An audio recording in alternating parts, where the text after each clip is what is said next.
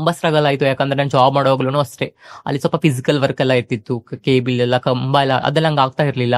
ತುಂಬಾ ಕಷ್ಟ ಆಗೋದು. ಹಂಗೆ ಫ್ರೆಂಡ್ ಎಲ್ಲ ಪರಿಚಯ ಆಗಿ, ನಮ್ಮ ಕಮ್ಯುನಿಟಿ ಎಲ್ಲ ಪರಿಚಯ ಆಗಿ ನಾನು ಡಿಸೈಡ್ ಮಾಡಿದೆ ನಾನು ಹೆಣ್ಣು. ನೀವು ಫಸ್ಟ್ ನೀವು ಸೆಲೆಕ್ಷನ್ ಆಗಿ ಜಾಬ್ಗೆ ಮೇಲ್ ಆಗಿ. ಹೌದು, ಮೇಲ್ ಅಂತ ಆಗಿದ್ದೆ, ಬಟ್ ನನಗೆ ಅದು ಕಂಪ್ಲೀಟ್ ಮಾಡಕ್ ಆಗ್ಲಿಲ್ಲ.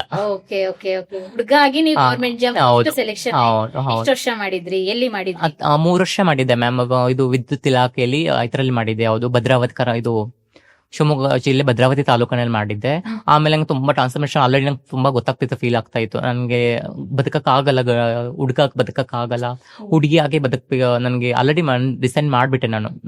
ಆದ್ರೆ ಹೆಣ್ಣು ಸತ್ರು ಹೆಣ್ಣೆ ಅಂತ ಹೇಳಿ ಡಿಸೈಡ್ ಮಾಡಿದೆ. ಅಷ್ಟೊತ್ತಿಗೆ ನಂಗೆ ಕಮ್ಯುನಿಟಿ ಕೆಲವೆಲ್ಲ ಪರಿಚಯ ಆಗಿ ನಾನು ಕಂಪ್ಲೀಟ್ ಆಗಿ ಸರ್ಜರಿ ಮಾಡ್ಬೇಕು ರೆಡಿ ಆಯ್ತು. ಅದೇ ಎಷ್ಟು 1 ತಿಂಗಳದು ಪರ್ಮನೆಂಟ್ ಆಗಿ 1 ತಿಂಗಳಾಗಿತ್ತು ಮ್ಯಾಮ್ ನಂದು. ಅದನ್ನ ದುಡ್ಡು ತಗೊಂಡು ಹೋಗ್ಬಿಟ್ಟು ಸರ್ಜರಿ ಆಯ್ತು. 1 ತಿಂಗಳು ಸಂಬಳ ಹಾಗಾದ್ರೆ ಎಷ್ಟು ಬರ್ತಾ ಇತ್ತು? ಅಂದ್ರೆ 1 ತಿಂಗಳಂದ್ರೆ ಮ್ಯಾಮ್ ಸ್ವಲ್ಪ ಅದು ನಮ್ಮ ಕಡೆ ನಮ್ಮ ಕಮ್ಯುನಿಟಿಯಲ್ಲಿ ಸ್ವಲ್ಪ ಲೋನ್ ಎಲ್ಲ ಮಾಡ್ಕೋತೀವಿ ನಾವು, ಫೈನಾನ್ಸ್ ಎಲ್ಲ ತಗೊಂತೀವಿ.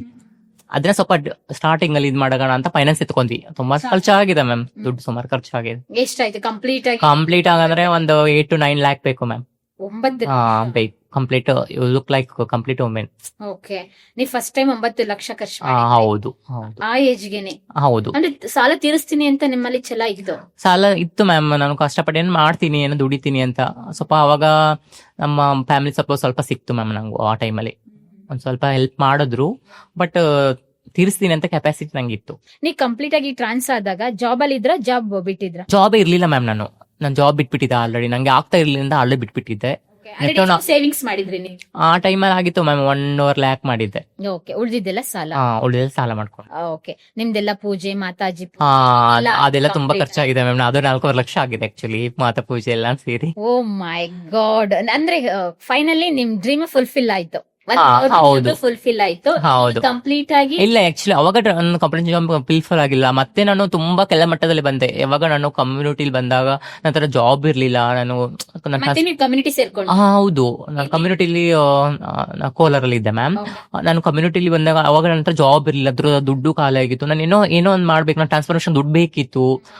ಮನೆಯಲ್ಲಿ ತುಂಬಾ ಇದು ಏನೋ ತುಂಬಾ ನೀನು ಸಿಕ್ಕಾದಕ್ಕೂ ಸಿಕ್ಕು ಕಡ್ದಾಕ್ತೀನಿ, ಸಿಗ್ದಾಕ್ತೀನಿ, ಕೊಲೆ ಮಾಡ್ತೀನಿ ಅಂತ ಲೈಕ್ ಅಂದ್ರೆ ನಮ್ಮ ಫ್ಯಾಮಿಲಿ, ನಮ್ಮ ರಿಲೇಷನ್ ಕಡೆ.